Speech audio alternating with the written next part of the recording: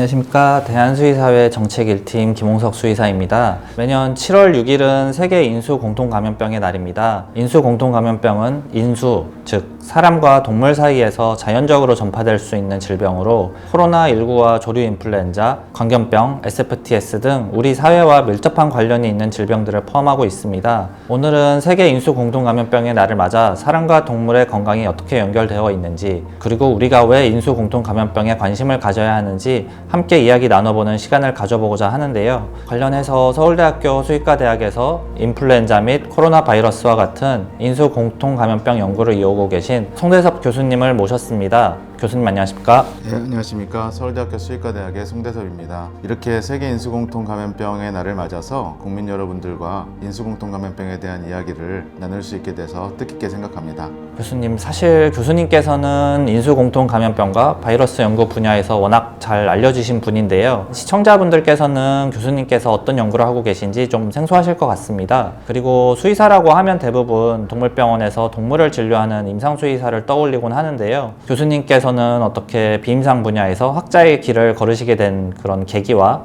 또 주로 연구하고 계시는 분야에 대해 간단히 소개 부탁드리겠습니다. 학부 2학년인 97년도에 어떤 큰 계기가 있었는데요. 그 계기가 처음으로 조류 인플루엔자 바이러스가 사람에게 전파가 돼서 사람이 사망했던 첫 케이스가 나온 사례입니다. 저는 당시에 굉장히 충격적이었던 것이 이러한 별거 아닌 것 같은 일에 타임지 1면을 장식할 정도로 전 세계인들의 관심이 집중되었었는데요. 이때부터 작은 입자에 불과한 이 바이러스가 이렇게 큰 영향을 줄 수 있구나라고 생각을 한 다음부터 바이러스에 좀 관심을 갖고 이것을 연구하고 싶다는 생각을 했습니다.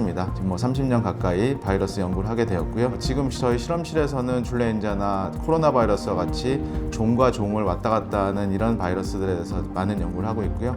진단법 개발부터 백신 개발 그리고 병원성 연구까지 여러 가지를 포함해서 열심히 연구를 하고 있습니다. 교수님 말씀을 들어보니 사람과 동물 사이를 오갈 수 있는 바이러스와 감염병을 오랫동안 연구해 오셨다는 게 느껴집니다. 사실 모든 질병이 사람과 동물에게 함께 발생하는 것은 아니잖아요. 어떤 질병은 사람에게만 영향을 미치고 어떤 질병은 특정 동물에게만 영향을 미치는 걸로 알고 있는데, 인수 공통 감염병은 사람과 동물 모두에게 영향을 줄 수 있다는 점에서 특별한 의미가 있는 것 같습니다. 세계보건기구와 유엔 식량농업기구를 비롯한 여러 국제기구에서는 매년 7월 6일을 세계 인수공통감염병의 날로 기념하고 있는데요. 그만큼 인수공통감염병이 국제사회에서도 중요하게 다뤄지고 있다는 의미일 것 같습니다.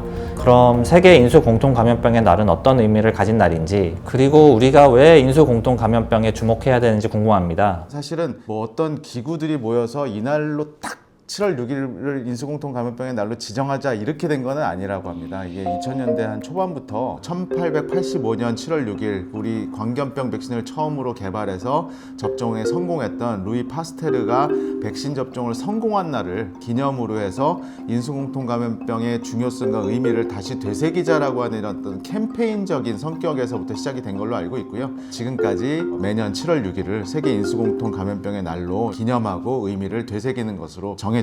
영어로는 주노시스라고 하는데 그리스어에서 어원이 됐고요.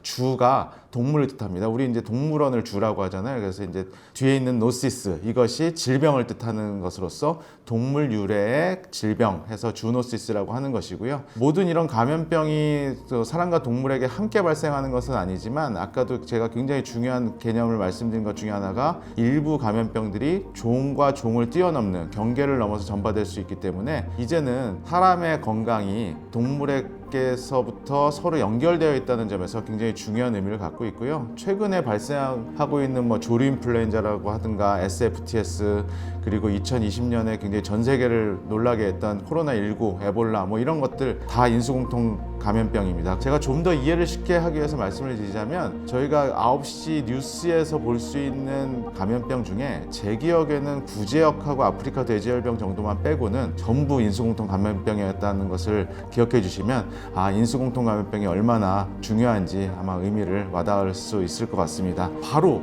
엊그저께만 하더라도 고병원성 조류 인플루엔자에서 청정 지역이었던 오세아니아, 호주 지역까지 이렇게 감염이 되어 있는 사례가 보고가 됨으로써 지속적으로 발생을 하고 있기 때문에 이게 과거의 문제가 아니라 현재도 계속해서 문제가 되고 있는 질병이라고 말씀드릴 수 있을 것 같습니다. 사실은 인수공통 감염병이 모든 감염병의 모든 걸 차지하진 않아요. 일부인데 최근에 발생하고 있는 것 중에는 거의 굉장히 높은 비율로 인수공통 감염병이 지금 문제가 되고 있기 때문에 사람과 동물 환경의 변화가 감염병 발생에 영향을 미치고 있어서 이게 이제 한 국가의 문제뿐만이 아니라 전 세계적으로 함께 대응해야 될 공중보건 과제라는 것을 말씀드리고 싶습니다. 전 세계적으로 WHO, FAO 그리고 동물보건기구인 WOA의 예측까지 같이 협업을 해서 2019년부터는 이런 3자 협의체를 구성해서 하고 있고요. 여기에 2022년부터는 UN 환경계획이라고 하는 이제 환경 파트까지 들어와서 이런 것들에 대해 대응을 하고 있습니다.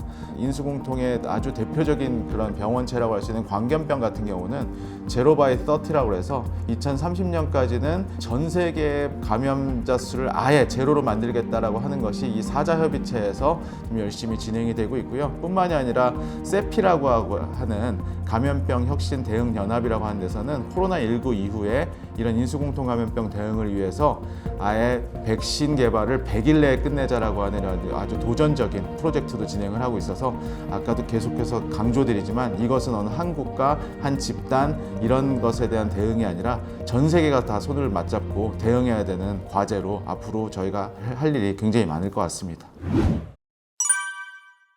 교수님 말씀을 듣다 보니 인수공통감염병이 단순히 사람과 동물 사이에서 전파되는 질병이라는 의미뿐만 아니라 우리 사회 전체가 함께 관심을 가져야 하는 아주 중요한 공중보건 문제라는 생각이 듭니다. 특히 교수님께서 최근 발생하는 신종 감염병의 상당수가 동물에서 유래한다고 말씀해 주셨는데 많은 분들이 코로나19를 비롯해 사스, 메르스, 조류인플루엔자 같은 감염병이 동물과 관련이 있다는 이야기는 들어봤지만 왜 이런 신종 감염병들이 동물에서 시작되는지에 대해서까지는 잘 알지 못하는 경우가 많습니다. 왜 많은 신종 감염병들이 동물에서 시작되는지 그리고 우리가 그 점에 주목해야 하는 이유는 무엇인지 궁금합니다. 전체 감염병에서 인수공통 감염병이 차지하는 비율은 사실 한 50% 정도 되는데 신종으로 발생하는 최근 감염병 중에서는 약 70% 이상이 동물 유래 감염, 즉 인수공통 감염병이라는 게 중요한 포인트고요. 코로나19, 사스, 메르스, 에볼라, 조류인플루엔자가 대표적인 사례입니다. 근데 이제 여기서 우리가 기억해야 될 중요한 포인트 중에 하나는 그 어떤 장벽, 그러니까 접점이라는 개념인데요. 원래 종과 종의 사이에는 눈에 보이지 않는 장벽이 있어요. 장벽이 있는데 이게 어떤 요인에 의해서 무너졌을 때 종과 종을 뛰어넘는 이 스피로버라는 감염이 일어나게 되는데요. 접점이 가까워지게 되는 건 사실 우리가 동물한테 책임을 물어서는 안 되고 인간의 책임이 큰 것 같습니다. 특히나 이제 야생동물 같은 경우에는 다양한 바이러스, 다양한 병원체의 자연 숙주 역할을 하고 있는데 이 병원체들은 그 동물들과 오랫동안 공존을 했겠죠. 이제 제가 공존이라는 표현을 썼는데 특별하게 문제를 일으키지 않고 그 집단 내에서 순환하고 문제를 일으키지 않는 수준에서 있었는데 이런 것들이 어떤 서식지를 파괴한다거나 기후가 변화된다거나 이런 것들 때문에 말씀드린 그 접점, 원래는 멀게 있었는데 이 접점이 점점 가까워지면서 전파가 되는 것이 되겠습니다. 종간 전파가 일어난다고 해서 무조건 다 팬데믹이 되거나 문제를 일으키는 것은 아니지만 이런 종간 전파의 기회가 많아지기 때문에 이런 것들이 사람으로 넘어오는 계기가 커지게 되는 것 같습니다. 그래서 가장 주목해야 될 포인트는 이런 종간 전파, 영어로는 크로스 스피시스 트랜스미션 또는 인터 스피시스 트랜스미션이라고 하는데 최근에 크게 문제가 되고 있는 질병들은 전부 다 이 종과 종을 뛰어넘는 이런 감염이 되겠습니다. 근데 우리가 여기서 한 가지 또 간과해서는 안 되는 점이 사실 점점 더 역인수공통, 그러니까 동물이 사람에게 넘어오는 인수공통 말고 사람이 동물에게 감염시키는 역인수공통도 우리가 무시할 수 있는 수준이 아니거든요. 그래서 이렇게 인수공통, 역인수공통 이게 다 중요하게 지금 우리가 관심을 갖고 앞으로 대비를 해야 된다는 점을 반드시 강조드리고 싶고요. 강조하고 싶은 그 메시지 중에 하나가 자꾸 인수공통 감염병이라고 하니까 동물 유래 감염병이라고 해서 동물에 굉장히 비난을 하거나 책임을 씌우려는 의견들이 커지고 있는데 사실은 동물은 감염병의 원인체라고 하는 것이 아니라 주요한 경고 신호라는 것을 꼭 명심해야 될 것 같습니다. 제 개인적인 여담을 좀 말씀드리면 과거에 제가 동물 바이러스를 전공한다고 해서 동물 바이러스 한 사람이 사람 바이러스 할 수 있겠어 하는 얘기도 저는 개인적으로 들어본 적이 있어요. 그런데 지금은 그런 얘기가 굉장히 좀 어리석은 그런 코멘트가 되겠죠. 그렇듯이 사람의 건강과 동물의 건강, 거기에 한 발짝 더 나가서 환경의 건강까지도 다 연결되어 있는 이런 것들이 굉장히 중요한 이 시대의 화두이기 때문에 이 신종감염병 대응을 위해서는 사람뿐 아니라 동물과 환경까지 함께 살펴봐야 된다는 얘기를 굉장히 강조드리고 싶습니다. 신종 감염병을 이해하기 위해서는 사람뿐만 아니라 동물과 환경까지 함께 살펴봐야 한다는 말씀으로 이해가 됩니다. 그런데 일반 국민 입장에서는 사람의 건강과 동물의 건강이 실제 어떻게 연결되어 있는지 조금 막연하게 느껴질 수도 있을 것 같습니다. 반려동물이나 다른 동물과 함께 생활하는 분들도 계시고, 또 이제 축산물이나 식품을 통해서 간접적으로 동물과 이제 사람이 연결되기도 하는데요. 교수님께서는 사람과 동물의 건강이 실제로 어떤 방식으로 연결되어 있다고 보시는지, 그리고 우리가 일상 속에서 체감할 수 있는 사례가 있다면 조금 설명을 부탁드리겠습니다. 사람과 동물은 이 같은 생태계에서 뭐 물이나 공기, 식품 다 공유하고 있고 건강 문제 역시 서로 영향을 주고받고 있습니다. 특히나 반려동물과 같은 경우에는 제가 아까 말씀드렸던 역인수공통의 아주 대표적인 사례 반려동물에서 굉장히 많이 나오고 있는데요. 이 21세기 들어서 가장 큰 팬데믹이었던 코로나19 같은 경우에도 원래는 박쥐에서 유래된 바이러스가 사람으로 넘어온 이런 인수공통 바이러스였지만 이것이 계속해서 전파되고 나가다가 보니까 사람에서 굉장히 폭발적으로 전 세계적으로 퍼졌고, 그 이후에 여러 바이러스들이 계속 돌연변이가 되면서 이게 어느 순간부터는 역인수공통이 돼버린 거예요. 이 코로나19 바이러스가 반려동물에서도 굉장히 많은 케이스들이 나왔는데 아주 예외적인 사례만 빼고는 이것이 전부 같이 살고 있던 사람에서 전파된 이런 역인수공통의 대표적인 사례인 것으로 확인이 된 것처럼 반려동물과 사람 사이에서 감염병이 왔다 갔다 하는 이런 사례들이 매우 많고요. 제가 여러 가지 캠페인을 통해서도 항상 강조를 드리는데, 내가 호흡기 증상이 있고 아플 때 사람 간에 거리두기를 하라고 그렇게 많이 권고를 하는데, 제발 반려동물한테도 거리두기를 해라 라고. 우리 쉽게 걸릴 수 있는 인플루엔자 바이러스 있죠, 계절 독감, 이거에 의해서도 우리 집 개나 고양이들이 죽을 수도 있습니다. 왜냐하면 사람의 바이러스가 역인수공통으로 개나 고양이로 넘어갈 수 있기 때문에 이 접점 관리가 굉장히 잘 돼야 된다는 말씀을 드리고 싶고요. 우리 산업동물과 관련해서도 축산물에서도 특히나 항생제 내성, 이 부분도 굉장히 좀 저희가 관심을 기울여야 되는 부분입니다. 사실은 세계보건기구가 사일런트 팬데믹, 조용한 팬데믹이라고 해서 코로나19나 고병원성 조류인플루엔자처럼 이렇게 눈에 확확 보이는 이런 건 아니지만 점점 조용하게 다가오고 있는 이런 팬데믹 중에 하나가 이 항생제 내성 문제라고 할 정도로 굉장히 중요한 포션을 차지하고 있기 때문에 이것에 대한 대응도 또 필요한 것 같습니다. 마지막으로 야생동물에 대해서도 또 굉장히 저희가 신경을 좀 써야 되는데요. 잘 아시는 것처럼 뭐 야생에 있는 박쥐나 이런 야생동물에서 유래된 바이러스들이 실제로 팬데믹을 일으킨 사례들이 있기 때문에 사람들과의 접점이 멀어질 수 있도록 관리하는 것이 굉장히 중요한 그런 포인트인 것 같습니다. 또 구체적으로 사례를 좀 말씀을 드리면 조류인플루엔자 같은 사례들 저희가 굉장히 대비를 해야 되는데요. 코로나19 이후에 조류인플루엔자의 집단 감염이 특히 포유류에서 일어나고 있고 예기치 않게 굉장히 많이 퍼지고 있기 때문에 이게 다음 팬데믹의 어떤 전조 증상 아니야? 이런 의심도 할 정도로 굉장히 널리 퍼지고 있어서 이런 것들에 대한 대응 필요하고, 또 SFTS라든가 이런 진드기 매개 이런 질병들이 반려동물을 통해서 또 전파될 수 있는 가능성이 있기 때문에 이런 것에 대해서도 대응이 필요한 것 같습니다. 너무 이제 뭐 돈으로만 계산을 해서 조금 죄송하긴 하지만 월드뱅크에서 통계를 하나 내놓은 게 있습니다. 이런 팬데믹이 올 때 동물에서 처음 발생했을 때 찾아냈을 때와 사람들이 감염이 돼서 병원에 가기 시작하는 시점에 이 질병의 원인체를 찾아냈을 때 그 경제적인 차이가 거의 10만 배 이상이 벌어진다라는 어마어마한 어떤 그 경제적인 피해를 유발할 수 있다라는 그런 점이, 결국 사람의 건강을 지키기 위해서는 이 동물 질병을 잘 컨트롤해야 된다라는 큰 교훈을 주는 것 같습니다. 교수님 말씀을 듣고 보니 오늘 대담의 제목인 네가 아프면 나도 아프다 라는 말이 점점 와닿는 것 같습니다. 사람의 건강과 동물의 건강이 서로 무관한 것이 아니라 실제로는 같은 환경 속에서 영향을 주고받으며 연결되어 있다는 말씀이신데, 최근에는 이러한 연결성을 설명하는 개념으로 원헬스라는 용어가 자주 언급되고 있습니다. 이 원헬스가 무엇인지, 왜 최근 감염병 대응 분야에서 중요한 개념으로 자리 잡게 되었는지 궁금합니다. 오늘 사실은 이 제목, 네가 아프면 나도 아프다, 이 제목이 모든 걸 설명하는 것 같습니다. 이게 굉장히 잘 표현을 하고 있는데요. 이게 원헬스라는 거는 말 그대로 사람의 건강, 동물의 건강, 환경의 건강이 서로 굉장히 밀접하게 연결이 돼 있어서 어느 하나도 하나로 떼어놓고는 생각할 수 없다는 그런 개념이고요. 1960년대 처음으로 원 메디슨이라고 하는 그런 개념에서부터 시작이 되긴 했어요. 그런데 2000년대 초반 들어서면서부터 사스도 발생하고 메르스도 발생하고 이러면서 점점 사람의 건강과 동물의 건강, 여기에 플러스 환경까지도 매우 밀접하게 연결이 돼 있구나라는 것이 강조되면서 지금은 이 인수공통 감염병을 이해하는 데 있어서 원헬스 개념을 빼고는 절대 대응이 어려운 그런 개념처럼 굉장히 중요하게 취급이 되기 시작했고요. 대표적인 것이 이런 인수공통 감염병도 있지만 아까 강조드렸던 조용한 팬데믹으로 다가오고 있는 항생제 내성 문제, 여기에 덧붙여서 식품 안전까지도 다 포괄하는 그런 아주 굉장히 넓은 개념으로서 원헬스의 개념이 지금 이해되고 있습니다. 네, 그럼 지금까지 이야기를 들으면서 인수공통 감염병 대응은 어느 한 분야만의 노력으로 이루어질 수 없다는 점을 알 수 있었던 것 같습니다. 특히 감염병은 발생한 이후의 대응도 중요하지만 무엇보다 발생하기 전에 위험을 발견하고 막아내는 과정이 중요할 것 같습니다. 그 과정에는 생각보다 다양한 전문가들이 함께하고 있을 텐데요. 실제 현장에서는 어떤 전문가들이 어떤 역할을 하고 있을까요?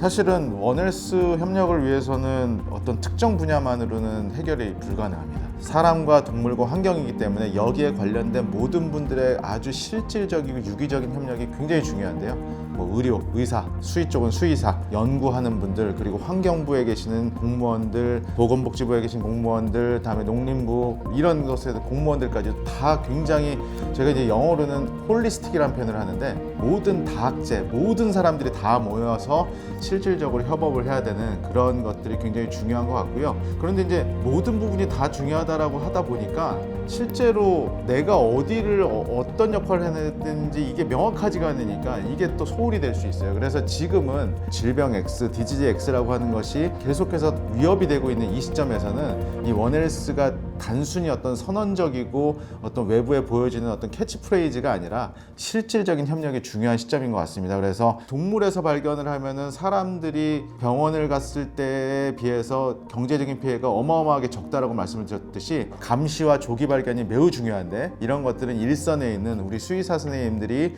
조기 발견하고 감시하는 게 매우 중요한 것 같고요. 그래서 이렇게 위험 신호를 빠르게 발견하는 것이 확산 방지의 핵심인 것 같습니다. 제가 비판적으로도 몇 번 말씀을 드린 적이 있는데 원헬스라는 단어는 어디 가든지 다 써요. 원헬스라는 단어를 가지고 세미나도 많이 하고 컨퍼런스도 많이 하고 하는데 사실 그래서 실질적으로 뭘 하는데라고 하면 사실 좀 궁색했었습니다. 그런데 이런 것들에 대해서 심각성을 인식해서 2019년부터 이 WHO, FAO, WH가 협업을 해서 감시체계 유지하고 있고요. 다음에 방역하고 검역하고 연구하는 분야에서도 역할을 해야 되는데 조기 감시, 조기 색출을 위해서 농장 및 야생동물 예찰하고 국경 검역하고 거기에서 뭔가 발견됐으면 병원체 분석하고 이 분석된 거를 바탕으로 해서 백신 및 진단기술 연구하고 이런 것들이 유기적으로 다 같이 돌아가야 되는 것들이 굉장히 중요한 것 같습니다. 우리 매년 뭐 조류인플루엔자 유행철이 되면 톨게이트에서 막 소독하잖아요. 이런 것들처럼 국가 방역 체계를 통한 감시뿐만이 아니라 위험농가 점검이라든지 소독하고 예찰 감시 그리고 치료제, 백신 개발하고 비축하는 거 이런 것까지 각 분야에 굉장히 중요한 역할들이 많이 있습니다. 마지막으로 강조하고 싶은 것이 일선에 있는 수의사 선생님들 역할도 굉장히 중요한데요. 뭐 우리 SFTS 최근의 사례에서도 보듯이 사람으로 전파가 된 사례도 있지만 이런 것들을 초기에 발견하고 보고하고 하는 것들은 일선 병원에 계신 수의사 선생님들 역할들이 굉장히 크죠. 그래서 사람에게 넘어와서 문제를 줄 수 있는 감염병을 조기에 차단하고 조기에 발견해서 신고하는 역할 이런 것들의 역할도 굉장히 크다고 말씀드릴 수 있습니다. 그런 면에서 앞서 말씀드린 이런 방역이나 검역 이런 것들에 대한 대응이 공직 수의사들에 의해서 대부분 이루어지기 때문에 임상을 하시는 수의사 선생님들뿐만이 아니라 공직 수의사 선생님들 역할도 굉장히 크다고 말씀을 드리고 싶습니다. 이렇게 국민들이 잘 모르시겠지만 보이지 않는 곳에서 이런 공직 수의사들, 임상 수의사들의 또는 연구 수의사들 많은 수의사들이 이렇게 전문성을 다하고 있기 때문에 인식해 주셨으면 좋겠고요. 앞으로도 이 수의사 선생님들의 역할이 점점 커진다는 말씀을 다시 한번 강조드리고 싶습니다. 오늘 교수님과 함께 세계 인수공통감염병의 날을 맞아 인수공통감염병과 원헬스에 대해 이야기 나눠봤습니다. 우리가 살아가는 사회에서 사람과 동물 그리고 환경의 건강이 서로 밀접하게 연결되어 있다는 점을 다시 한번 생각해 볼 수 있던 시간이었던 것 같습니다. 특히 이러한 연결 속에서 인수공통감염병을 예방하고 또 대응하기 위해서는 다양한 분야의 협력이 필요하고 동물 건강을 관리하고 질병을 감시하는 수의사의 역할 또한 매우 중요하다는 점을 알 수 있었습니다. 마지막으로 세계 인수 공통 감염병의 날을 맞아 국민들께 꼭 전하고 싶은 말씀이 있으시다면 좀 부탁드리겠습니다. 예, 인수공통 감염병은 단순히 특정 동물이 위험해서 생기는 문제가 아니라는 점을 말씀드리고 싶습니다. 사람과 동물 그리고 둘러싼 환경의 균형이 무너질 때 나타나는 생태계의 엄중한 경고 신호라고 말씀을 드리고 싶고요. 앞으로는 감염병 등의 질병이 발생한 뒤에 치료하는 것보다 위험을 미리 발견하고 예방하는 것이 훨씬 중요해질 것입니다. 이를 위해서는 의료인과 수의사, 연구자, 방역당국, 물론 국민 모두의 관심과 참여가 필요한 것 같습니다. 오늘 제가 앞서도 한번 강조드린 바와 같이 내가 아프면 나도 아프다, 이 캐치프레이즈가 굉장히 와닿는 그런 멘트인 것 같은데요. 이 말처럼 사람과 동물 그리고 환경은 하나로 연결되어 있기 때문에 어느 하나 또 소홀히 해서는 안 된다는 점을 다시 한번 말씀드리고 싶고요. 세계 인수공통감염병의 날이 우리 모두가 함께 건강해야 모두가 안전하다라는 원헬스의 가치를 다시 한번 생각하는 계기가 되었으면 좋겠습니다. 감사합니다. 대한수의사회는 앞으로도 사람과 동물, 환경이 함께 건강한 사회를 만들기 위해 원헬스의 가치 확산과 인수 공통 감염병 예방 관리를 위해 지속적으로 노력하겠습니다. 오늘 귀중한 말씀 들려주신 송대섭 교수님께 다시 한번 감사드리며 시청해주신 여러분께도 감사의 말씀을 드립니다. 감사합니다.